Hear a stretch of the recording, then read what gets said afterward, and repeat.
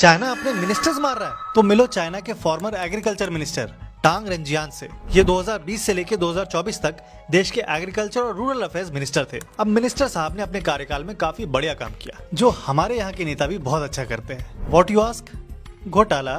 मंत्री जी ने अपने कार्यकाल में 268 मिलियन युआन यानी यही कोई लगभग 300 करोड़ रुपए के ब्राइब्स लिए, कैश, प्रॉपर्टी, फेवर सब मिला के। यहाँ तक की कहानी तो इंडिया जैसी है, लेकिन इसके बाद जो हुआ वो आपने कहीं नहीं सुना होगा। उनकी सारी प्रॉपर्टी सीज कर ली गई और उनके पॉलिटिकल राइट्स हमेशा के लिए खत्म कर दिए गए और कोर्ट ने इसे डेथ विद 2 ईयर रिप्राइव का सेंटेंस सुना दिया। डेथ विद 2 ईयर रिप्राइव का मतलब हुआ कि अगर कन्विक्ट 2 साल में कोई नया क्राइम नहीं करता है तो डेथ पेनल्टी को लाइफ इम्प्रिजनमेंट में बदल दिया जाएगा। यानी फिर भी देश के टॉप मिनिस्टर को भी करप्शन करने पर इतनी कड़ी सजा मिली। 2022 में चाइना के फॉर्मर जस्टिस मिनिस्टर फू जेंगुआन को भी ब्राइबरी के लिए ऐसे ही सस्पेंडेड डेथ सेंटेंस मिला था। 2016 में ऐसे ही एक एनर्जी ऑफिशियल वी पेंगियान के घर में कैश निकला तो उसे डायरेक्ट डेथ पेनल्टी दे दी गई। और वही साल एक बड़े प्रोविंशियल लीडर बाई एनपेई को ब्राइबरी की वजह से डेथ विद रिप्राइव की सजा दी गई थी। अब इस चीज को हमारे देश से कंपेयर करो। जज, ऑफिसर्स, ब्यूरोक्रेट्स और नेताओं के घर से भर भर के कैश बरामद होता है। पहले तो केस दर्ज ही नहीं किया जाता है,